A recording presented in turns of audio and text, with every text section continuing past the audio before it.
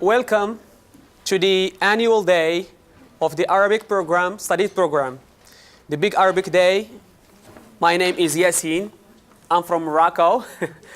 And I'm a Fulbright student and FLTA in the Department of Modern Languages and Literatures in the Arabic Language Studies. Every year, we gather here to celebrate diversity, to learn about the Arabic culture, and to bond with our students and guests. The Arabic Studies program at the University of Nebraska-Lincoln is one of the fastest growing programs at the Department of Modern Languages and Literatures. The program offers minor in Arabic studies and teaches courses on both the Arabic language and culture. Our culture courses across listed with classics, religious studies, women and gender studies, Renaissance studies, and global studies. Today, our program includes screening of Four Hijab, short animated movie with panel discussion moderated by Prof. Abla Hassan, who will be introducing our honorable guests and facilitating the discussion. Your questions are very welcome at the end of the discussion. So, Prof. Abla Hassan is an assistant professor of practice of Arabic language studies and culture at UNL. She holds PhD in philosophy and master's in philosophy at UNL as a Fulbrighter, and BA of Philosophy from Damascus University, and the Diploma of High Studies from Damascus University. And currently, she's Women's and Gender Studies Program faculty, Modern Languages and Arabic Studies faculty, and undergraduate advisor. She's also a member of the academic committee in Thompson Forum on World Issues program. Her current teaching and research interests include Islamic feminism, Islamic studies, and Qur'anic studies. Please join me in welcoming Dr. Abla Hassan and introduce our guests. Thank you so much, Yasin. Thank you. Thank you, our guests and our panelists, our guests, faculty, and the students. I'm so honored that the Big Arabic Day, our annual day of the Arabic Studies program, is becoming year after year a festival of academic diversity here at UNL. This year, I'm so thankful for all those who help co-sponsoring and supporting the event. I'm particularly so thankful for Department of Modern Languages. I'm thankful for Department of Classics and Religious Studies, Women and Gender Studies, Global Studies Program, Muslim Student Association, and the Diversity Council at UNL. The Big Arabic Day, our event, has invited in the past nationally recognized scholars like Professor Amir Hussein, Professor Glenn Robinson, Professor Sidney Crawford, Professor Simon Wood, among others. This year, we're together to explore the different meanings in Quran of hijab with a short film screening and a panel discussion with the awesome people, the great people who made such an important work available, and with Professor Hani Makawi to learn a little bit more about what is hijab in Quran, and with Karen Afraisen for a personal story, an interesting story, one of a kind story that I'm not going to tell you. I'm going to keep it as a surprise for now. We're going to watch, after I introduce my guests, we're going to watch the film once. We're going to have a panel discussion, and then we're going to watch it another time, and I'm going to make sure to allow enough time for your valuable discussion and the questions. Let me start by introducing my guests. My first guest is Mr. Jamil Khoury. Jamil Khoury is the founding artistic director of Silk Road Rising, promoting playwrights of Asian and Middle Eastern backgrounds in a passion that dovetails well with Khoury's experiences living in the Middle East and his 11 years as a cross-cultural trainer and international consultant. A theater producer, playwright, essayist, and filmmaker. Khoury's work focuses on Middle Eastern themes and the questions of diaspora. He is particularly interested in the intersections of culture, national identity, and citizenship, as well as our nation's ever-evolving definitions of Americanness. Khoury holds an MA degree in religious studies from the University of Chicago Divinity School and a BS degree in international relations from Georgetown University School of Foreign Service. He is a Northwestern University Kellogg School of Management Executive Scholar and has been awarded a certificate of professional achievement in nonprofit management. Please join me in welcoming Jamil Khoury to our campus. Next to Jamil, Anna Hayden-Roy, an animator, graphic designer, and recent graduate of Valparaiso University. Her current work as a freelance artist has given her the opportunity to connect with a wide range of business and individuals, as well as offering a chance to expand her interest in language communication and the home that art can find within these two realms. Her artwork emphasizes vibrant imagery and innovative forms of storytelling, a blend which has made the Four Hijabs a uniquely rewarding project to be part of. And also Anna has an update that probably I'm gonna leave it to you. Recently I moved out to Maryland to be a full-time graphic designer for Whole Foods. So that was Congratulations and welcome to our panel discussion. Karen Freyson, or Aisha as she likes to go with her Arabic name, is a recent revert to Islam. She is currently a junior at UNL, majoring in French language and literature with minors in history, Arabic, and African studies. She plans to start a career in language interpretation after completing her degree.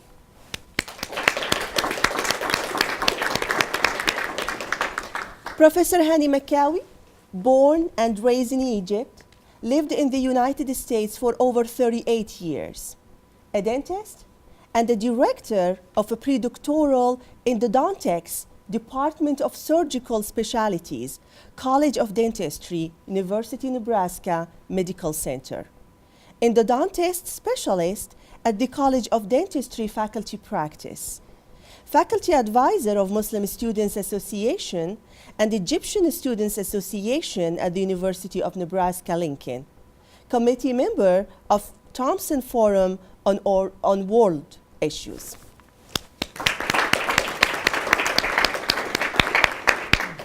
Thank you for joining us today. And also I'd like to say thank you to my assistant for today, Michael Mason, who will be helping us with the screening of the movie. And let's start by having the movie for the first time.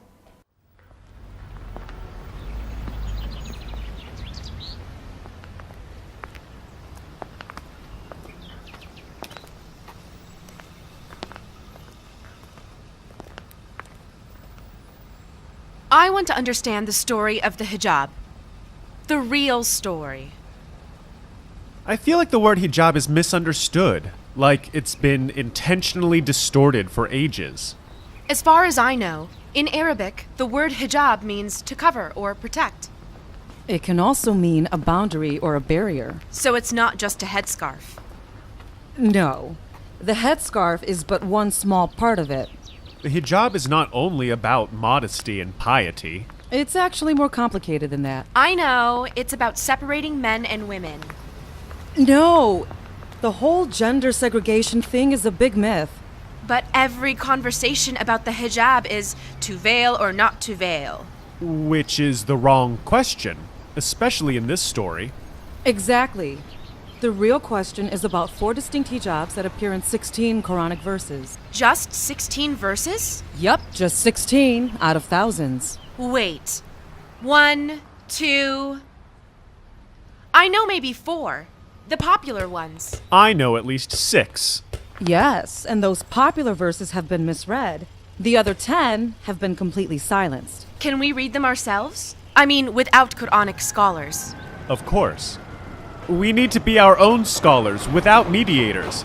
We can interpret the text for ourselves.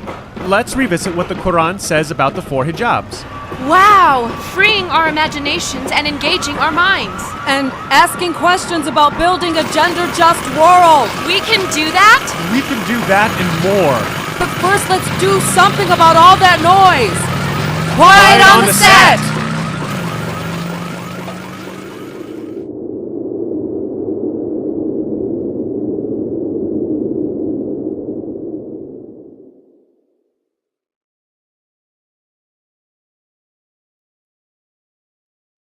Hello and welcome to all our viewers out there.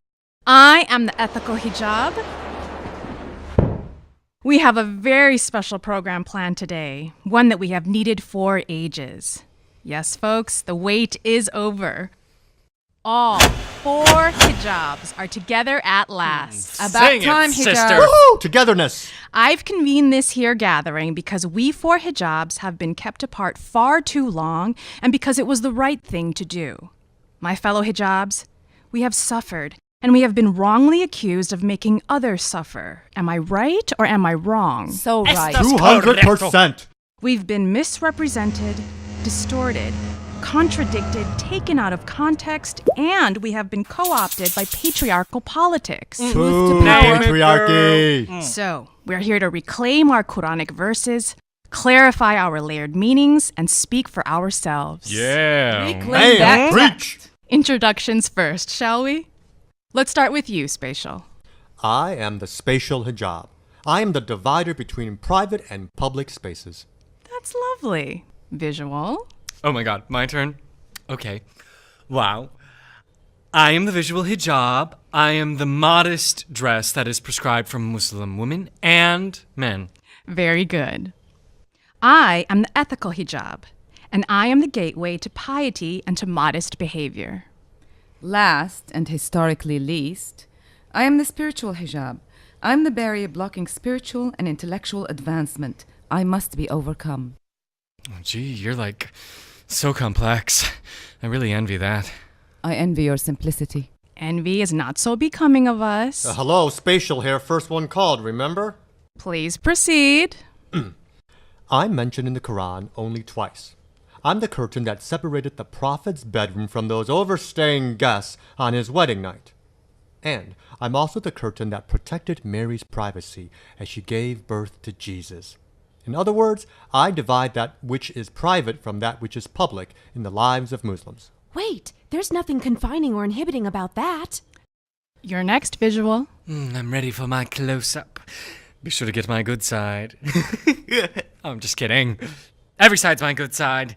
Okay, some say I'm overexposed, that I'm everywhere you turn. Others say I'm shallow and superficial. But honestly, I am so much more than just appearances. Just like spatial, I'm mentioned only twice in the Quran. I cover the bodies of Muslim men and women who express modesty through their dress. That's men and women equally, without double standards. But here's the kicker. You 3 get to operate literally, figuratively, and metaphorically. I'm just a scrap of cloth. Yeah, but you're universal. Hindus, Jews, and Christians are also taught to dress modestly. That's really cool. Plus, you get to have different appearances and different meanings in different places at different times. Now that's power. Actually, they all show up in every world religion throughout history. Great, so I attract a lot of attention. Most of it's still negative. Even when I look stunning. Check the ego, please. Okay, time to move along. I'll go. I'm the ethical hijab. I'm referred to in 2 Quranic verses, for which I'm humbly grateful. I directed the Prophet's wives and his male and female kin to be reserved and to be more pious, especially as Islam's emerging message was facing great resistance. Those were painful times for Muslims. I'm amazed you can stay so diplomatic, ethical. Where's your anger? I try and model the best behavior that I can. I'm the ethical threshold. I call upon Muslim women and men to inspire others through the behavior they model. Ooh, I'm the fashion model, and you're the role model. You ever notice how only you laugh at your jokes? Okay, Spatial. Now, Spiritual, you have 10 verses. We each only have 2. We can't compete with that. But I still feel erased. No one's ever heard of me. You may want to lose the self-pity. I'm the one who inhibits consciousness. I impair vision. I deafen ears. I numb minds. I prevent Muslims from overcoming ignorance and illiteracy. Ignorance is not bliss. With critical inquiry and deeper knowledge, Muslims can transcend me. Oh my God! Spiritual hijab exists to be eclipsed. Absolutely. For Muslims to resist oppression and to thrive, they have to open their minds. The verses are available for all Muslims to read without mediation. 10 verses or not, I've been ignored. Because you're scary. I'm not scary. You're complicated. Learning is scary. Questioning is scary. Challenging deeply held beliefs is scary. I feel so ashamed. So humiliated. Like, I've been turned into false dogma, a fixed symbol of female Muslimness. I don't exist to restrain women's bodies. We're experiencing some real breakthroughs here. I would never prevent women from participating fully in public life. I don't imprison women in their homes. That's creepy. When Muslim women embody me as a headscarf or a long cloak, all of a sudden I'm controlling women's bodies, and that's not me. Public space belongs as much to women as to men. I'm not a barrier to full access or freedom of movement. And I'd despise myself if that's what I was. They lied to me when they told me the basketball court was only for boys. The basketball court belongs to everyone. Oh, and then I get appropriated by Western and Muslim politicians to wage wars, and neither of them care about women. They care about power. So, the imperialists and the Islamists are two sides of the same coin. Women's bodies become their battlefield. The imperialists want women uncovered. The Islamists want women covered. Women are but a pretext for justifying domination. They use women to advance their own interests. They don't care what women want. They said I couldn't swim because boys would see me in a bathing suit. And I'm not here to police Muslim women or men in public or private spaces. The individual Muslim determines how to express modest behavior, not me. How did I become the suppressor of knowledge, free art, and critical thinking? I'm not the enforcer of ignorance or backwardness. I'm the obstacle that Muslims must overcome, using their free will. New knowledge and spiritual depth await Muslims who see beyond me. So there's not one right interpretation? There can never be. You have to interpret our verses and understand them for yourselves. That is something anyone and everyone can do.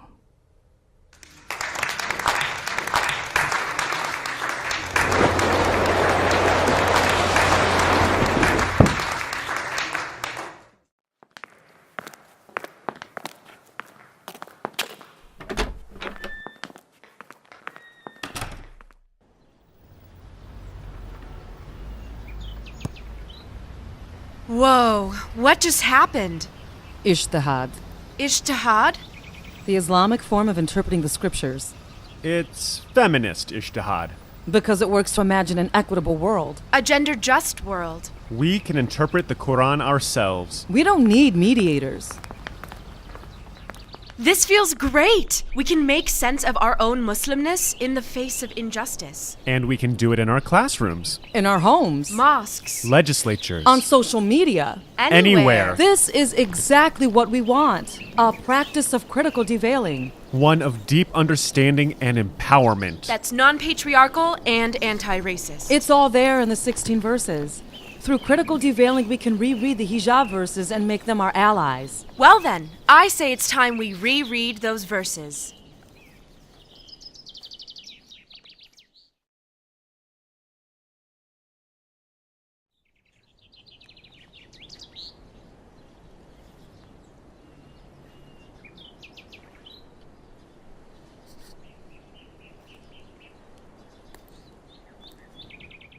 So the film speaks volumes, right? But let's start by the basics, and let's start by asking Professor Hani Makawi about a basic question. What is hijab? What is hijab in Quran? Why is it a big deal? Probably this is the third question now in one question. And why is hijab that misunderstood? Well, it's very nicely, very well done. Because it makes my job easy. That is answer all the question in a really nice, simplified way. Of course, everybody, when you talk about hijab, this is the others they don't come to mention. The main one would be the scarf, the covering, the piece, the physical. And this is mainly the two places that were mentioned in Quran. But as been said, hijab has been there. This is the same thing, a covering the modesty for women. This has been in all the other religion before that. First writing is before the 13 BC, mentioning was mentioning of that of the covering of the well-to-do women. This is for them only for the coverage. It was not permitted for the public, for only the higher status.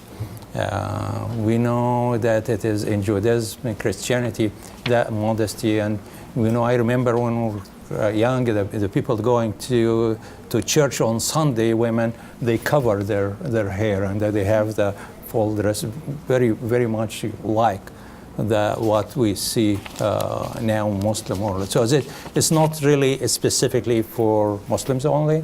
This has been something before Islam.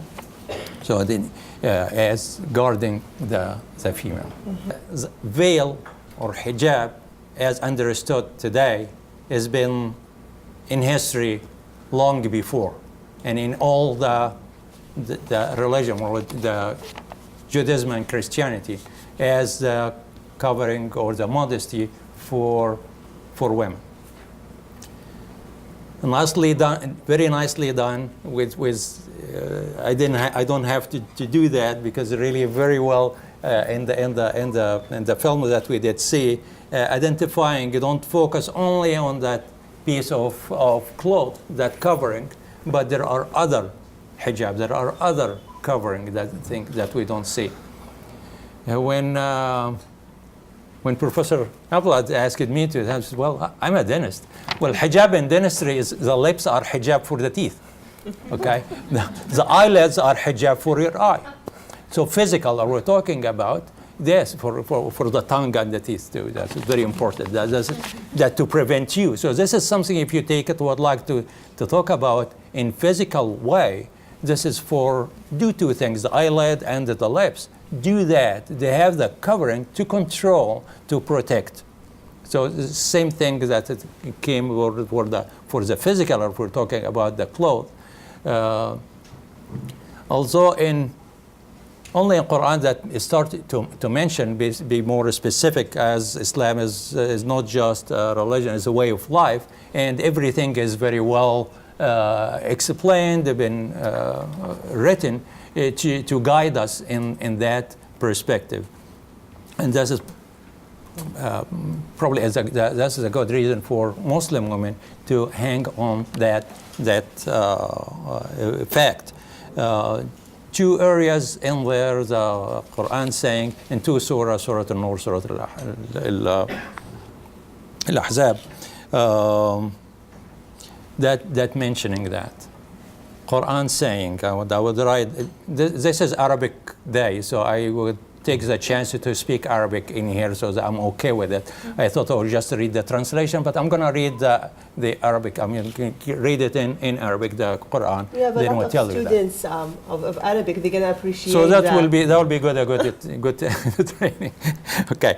So in Quran, Surah An-Nur, this is the surah number 24, and in the two ayahs, the verses, small sentences that would mention that. The first one talking about وقل للمؤمنين يغضوا من أبصارهم ويحفظوا فروجهم ذلك أزكى لهم إن الله خبير بما يصنعون. Translation, say, and this is the word is the Quran is a words for Allah to the Prophet Muhammad as to convey, tell that for believer, and we believers is not really differentiating male female, but the next verse is specifying for the female, because in Arabic you have that male female in the word, in the language in there, but this is sometimes believers can include everybody. Okay, but we know from the next one that this is meant to be for the male, because it's specifying the next verse to talk about for the female directed to. يغض من أبصارهم, that is keep their gaze, lower their gaze. So that's what they were talking about, the hijab for that, for the eye to control, and this is for male. Okay, and of course they protect themselves, and that as God is all aware of what all they have. So even that whatever that you see, that we don't say it, we don't keep it in our mind, as Allah or God is all aware of what even come to our minds. The next one is more specifying for the female. وَقُلْ لِلْمُؤْمِنَاتِ, and say for the female believers, يَغْضُضْنَ مِنْ أَبْصَارِهِمْ, same what they been said to repeat for the male, okay, as lower their gaze, guard their gaze, the looking, okay, and the same, يحفظن فروجهن, that is their private part, they protect. It's the same as we mentioned for the males too. Then the addition here, this is a special, so women are a special, that they have that. Well, and this is the start mentioning of the clothing. وَلْيُدْنِينَ وَلَا يُبْدِينَ زِينَتُهُنَّ إِلَّا مَا ظَهَرَ مِنْهَا وَلَا يَضْرِبْنَ بِخُمُرِهِنَّ عَلَى جُوبِهِنَّ ولا يبدين زينتهن إلا لبعولتهن أو آبائهن أو آباء بعولتهن أو أبنائهن أو أبناء بعولتهن أو إخوانهن أو بني إخوانهن أو بني إخواتهن أو نسائهن أو ما ملكت أيمانهن أو التابعين غير أولي الإربة من الرجال أو الطفل الذين لم يظهروا على عورات النساء ولا يضربن بأرجلهن ليعلم ما يخفين من زينتهن وتوبوا إلى الله جميعا أيها المؤمنون لعلكم تفلحون. So specifying as to cover more of the clothing as more protection, so not to reveal their beauties. Except, and that is the exception for who?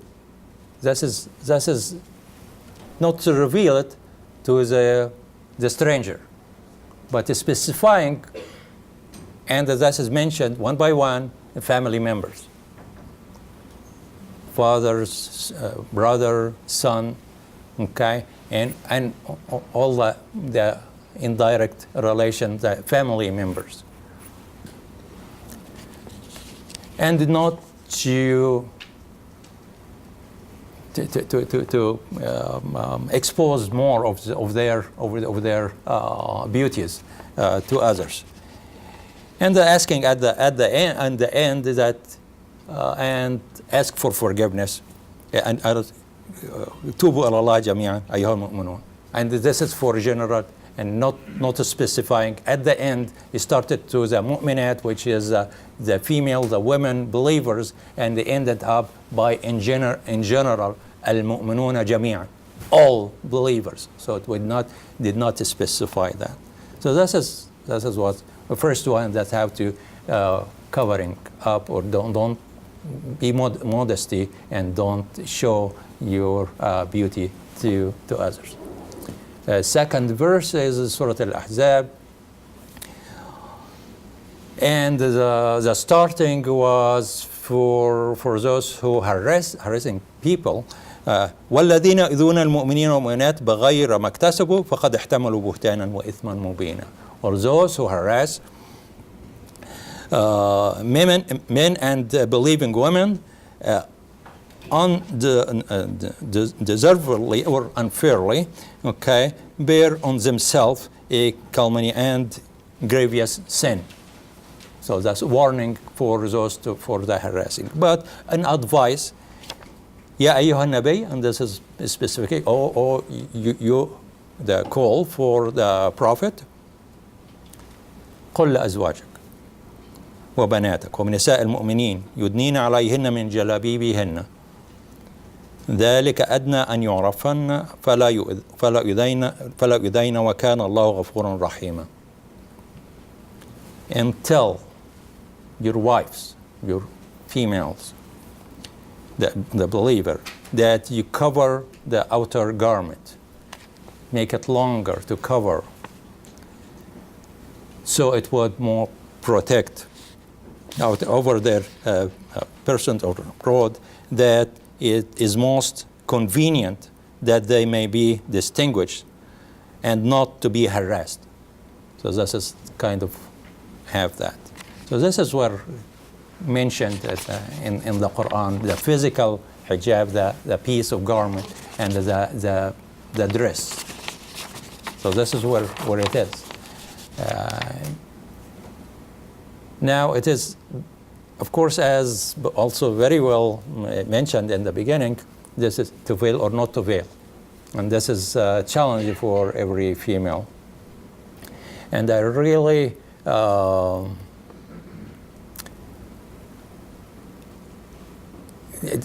see that the female, that they have that decision, yes, I will keep that.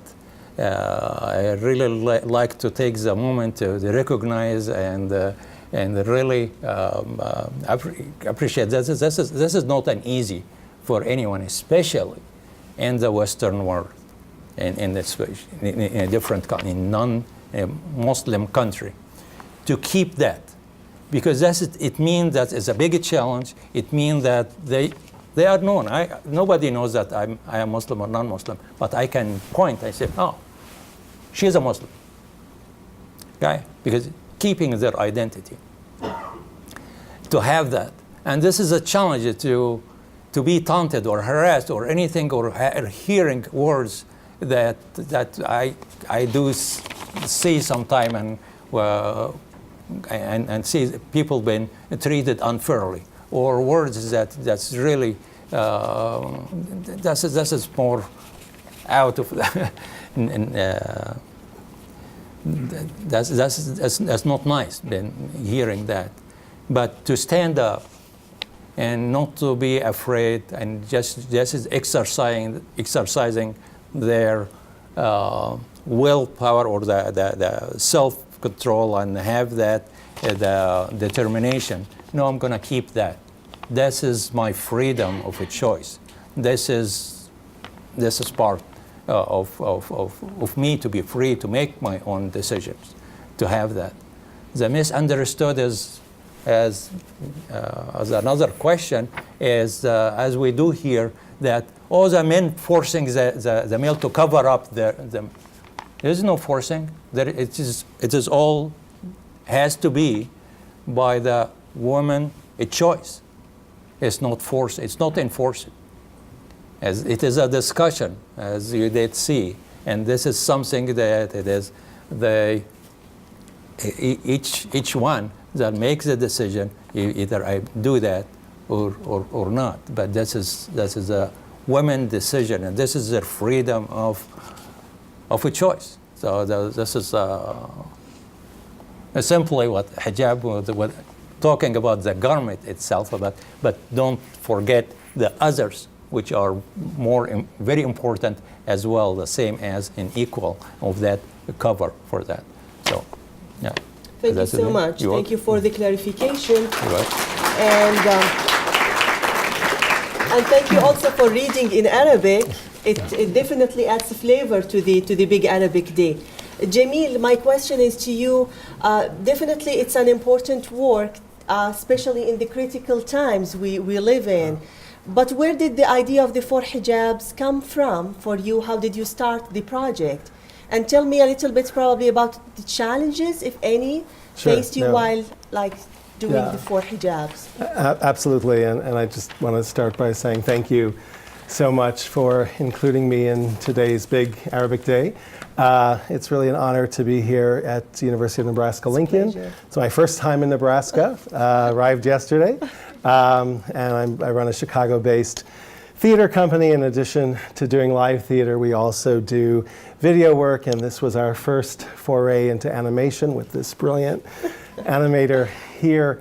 The concept, the theory of Four Hijabs was really the work of an outstanding Moroccan sociologist and feminist, Fatima Mernissi, and we of course credit her at the end of the film as providing a theoretical framework for looking at 16 Qur'anic verses that correspond to these four hijabs. And then my dear friend for many years and colleague, Dr. Manal Hamza, who is a professor of women's studies and interdisciplinary studies at New Mexico State University, has built upon Fatima Mernissi's work. So she has a book called Pedagogies of Deveiling.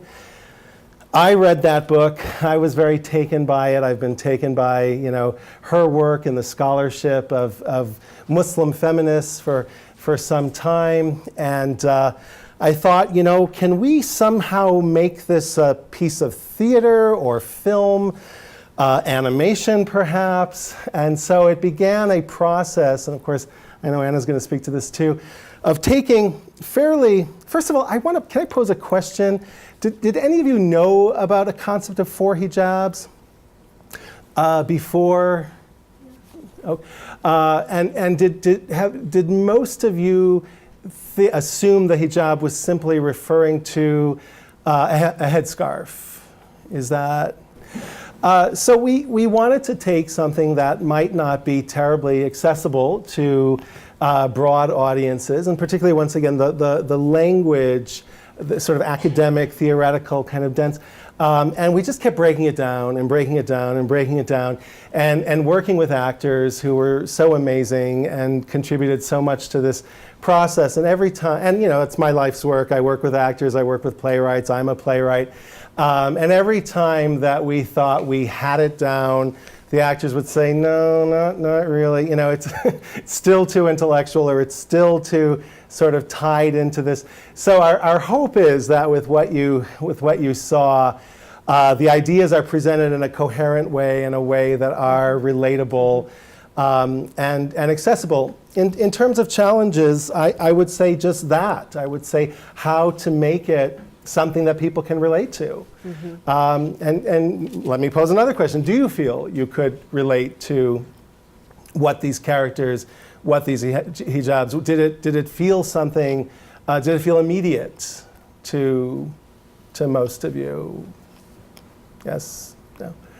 And for those outside of a Muslim tradition, were you able to relate it? I was raised in a Syrian Christian home, Eastern Christian tradition. My father's from Syria, and I relate to a lot of this. Not so much a headscarf per se, but the idea of the spatial, the ethical, the spiritual, and aspects of modesty. So I'm curious to the Christians or Jews in the room, was it relatable? And ideas of how we talk about the body, how we talk about sexuality, how we talk about male-female, proximity and interaction, and so forth. I think that becomes very pronounced in most faith traditions. So we wanted to make it something that people could also draw parallels. So that became a challenge, that it wasn't simply viewed as something Muslim that people could otherize who are outside of Islam, or somehow categorized as, oh, that's this thing Muslims do. And also we wanted to make it as universal to just discussions about self-presentation and self-representation as possible. I'm going to come back to you with questions about similar projects in the future. Oh, absolutely. Yeah, but I'd like to hear from Anna about how did you get involved in the project in the first place? And the similar question, any challenges for you as an animator? Yeah, so I first got involved in the project through our director, Liz Werfel, is a professor at the university that I went to, Valparaiso University in Indiana, and I had taken a introduction to filmmaking class with her, and I had sort of expressed an interest and kind of dipped my toes into the world of animation, specifically animating using Photoshop while I was in that class, and so she reached out to me at the end of my senior year asking whether I would be interested in contributing my skill to this animated short that was, at the time, actually still a very kind of nebulous idea that was taking form when I got on board. So it was sort of like my onboarding was, I think, I mean, it was obviously a contribution of artistic skill, but then also I was onboarded, or I was brought on also to help kind of solidify a lot of intellectual ideas into kind of physical representations. And I guess springboarding off of that, I would say that probably my biggest challenge and the thing that I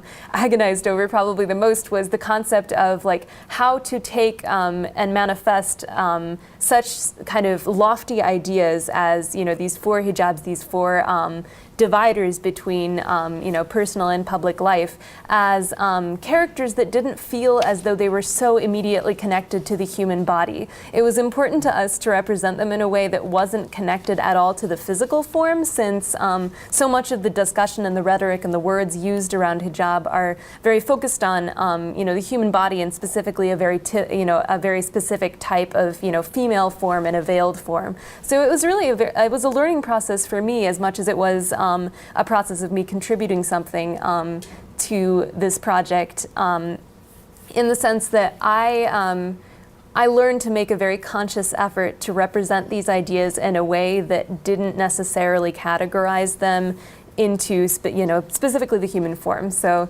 I guess that sort of went in a circle there the way I answered that question. But yeah, I would say that probably my biggest challenge was learning the process of representation in a way that hopefully I think universalized these characters and made them relatable, gave them characteristics that allowed them to emote and feel expressive without necessarily making them directly related to a human veiled form.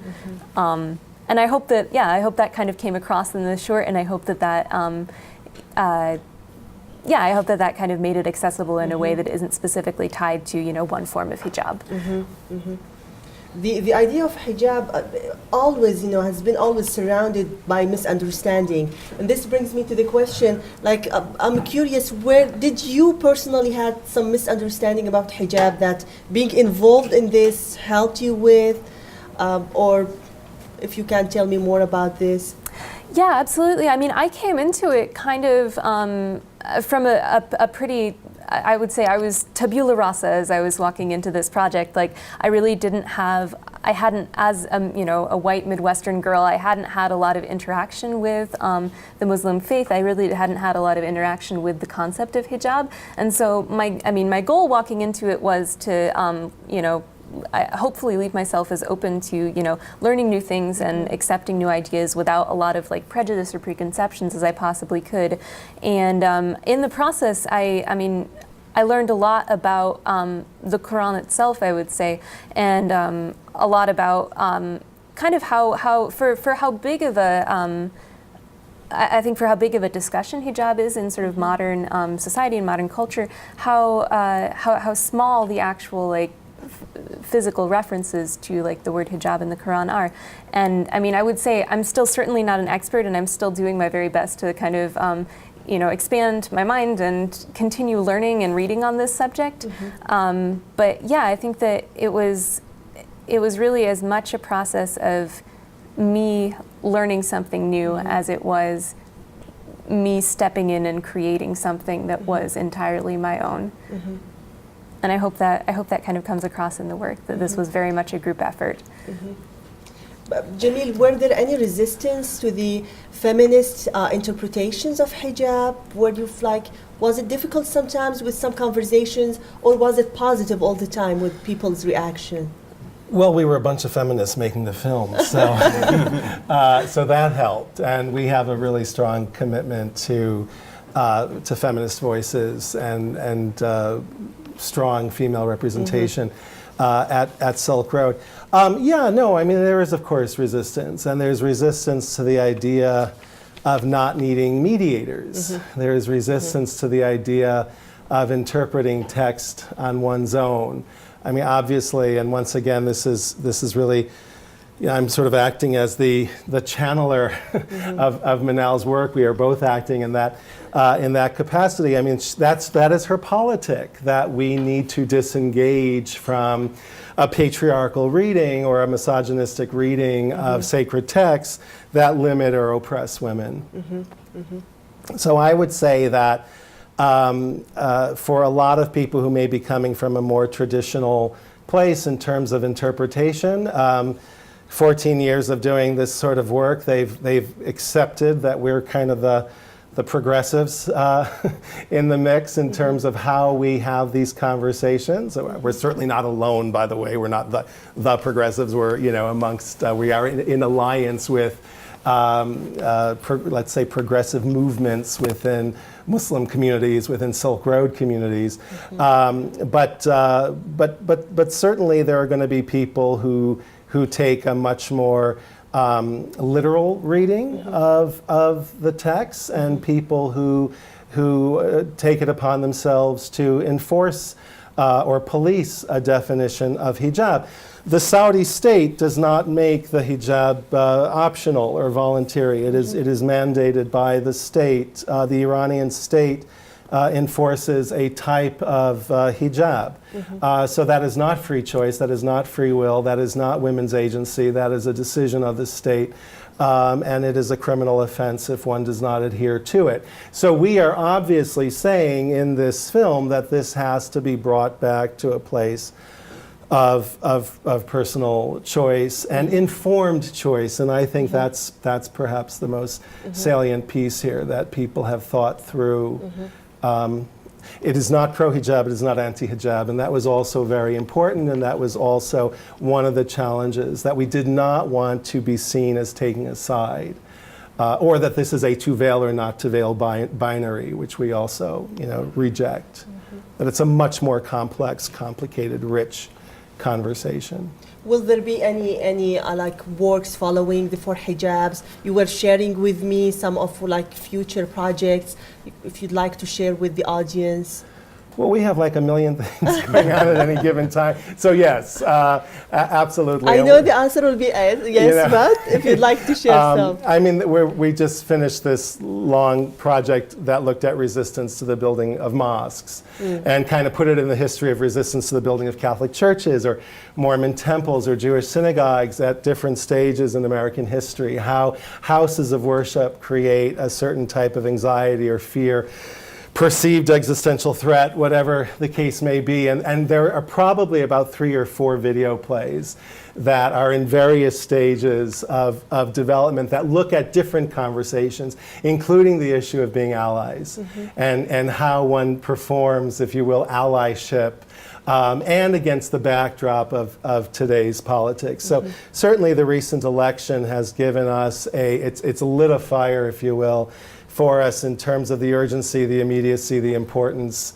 of this type of work, and really of looking at areas where we can connect and relate and draw parallels and see ourselves in someone else's story. This becomes all the more pressing. The backdrop of the type of overt targeting that we're seeing of Muslims today and that we're seeing directed at Islam as being the problem, not these extremists within Islam, but Islam itself. That is something we feel a responsibility to challenge, to counter. very important points. I'm sure many of you have questions, and we're going to make sure we're going to have enough time for questions and discussions.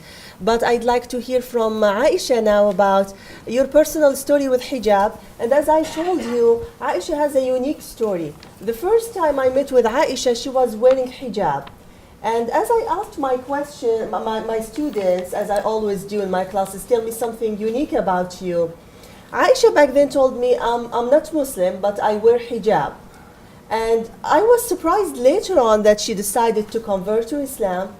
But like, I'm going to allow you to speak about it, but usually it takes time for a woman or for anyone to understand hijab as an honor, as a right, and not as a duty. As far as I remember, you're the first one who moves from hijab to Islam and not from Islam to hijab. So tell me about it. It's very unique. Very unique, yeah. I haven't seen that before. So tell me about hijab as a right, because this is the way you described it, and what motivated you to wear hijab at first, and then to think of Islam. Okay, so I have told this story probably a million times in a million different ways, so I'm trying to tell it in the most brief way possible without leaving out any important information.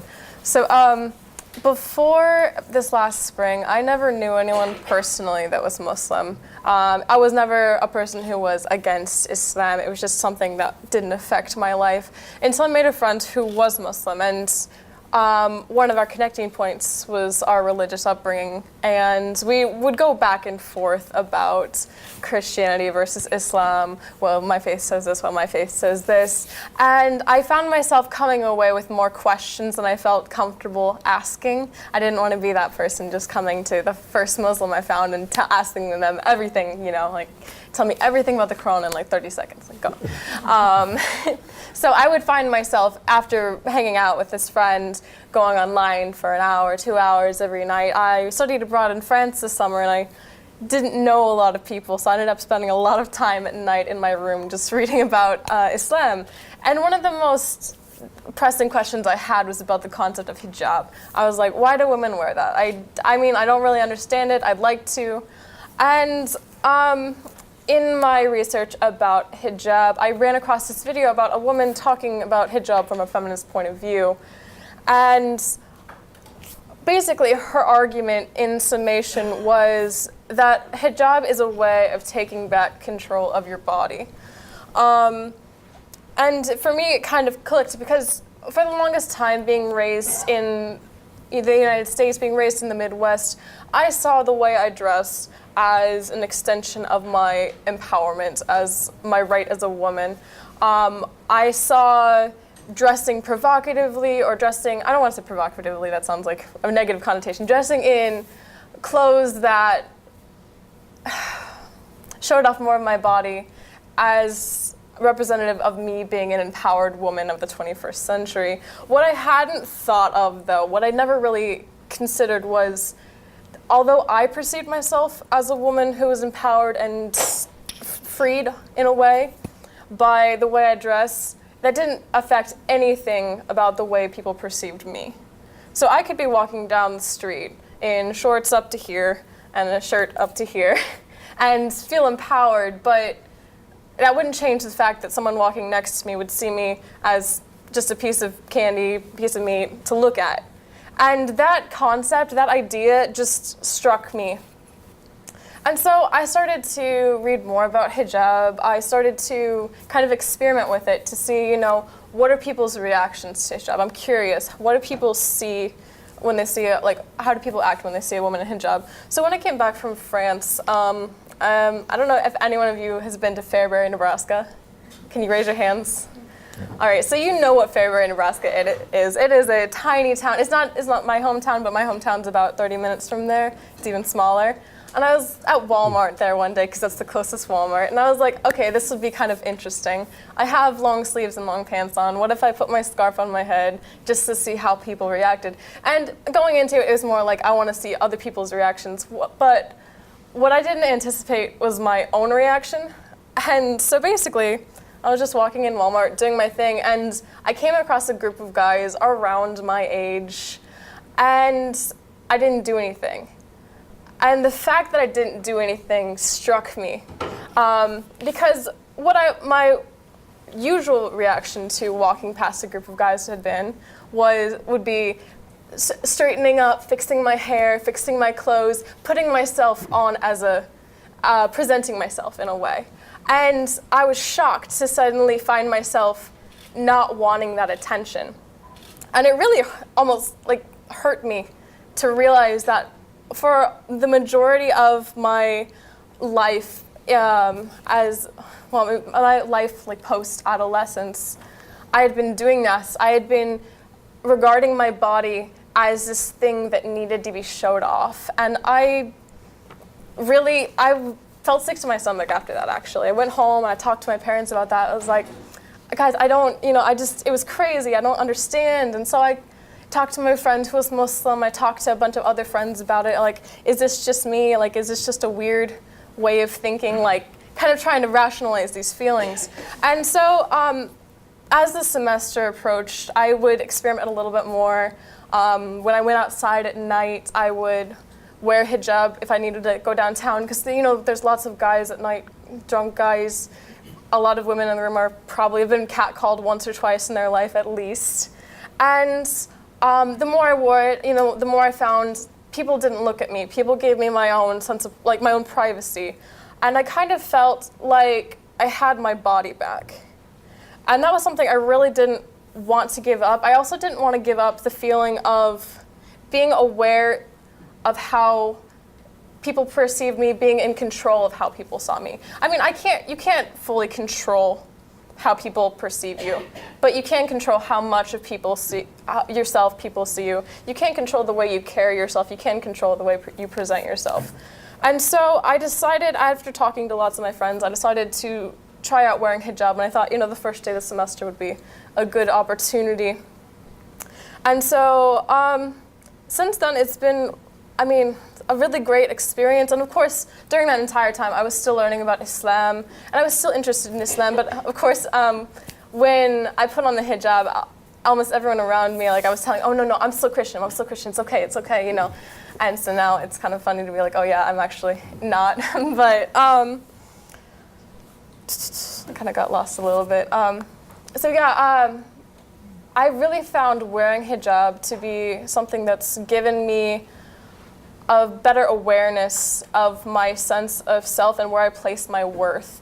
Oftentimes, I find a lot of us growing up in the United States, we live in a very sexually driven society. We live in a society that, whether directly or indirectly, tells women, your worth is in your body first and then in whatever else you have to offer. We don't care about those other things. Just make sure your body is good looking and it's there for us to see. And so a lot of us are sold this message that your body is your most valuable aspect. And so wearing the hijab, I've been, I think, actually, as of either today or tomorrow, in hijab for about 6 months exactly. And of course, my experience in hijab is not the universal experience, but wearing hijab has really allowed me to find a new sense of worth in myself, refocus where I place my worth, where I place my value, and then that has allowed me to grow immensely. Did I answer everything? Thank you so much. Very interesting, and I'm sure many of you. I promised you an interesting story.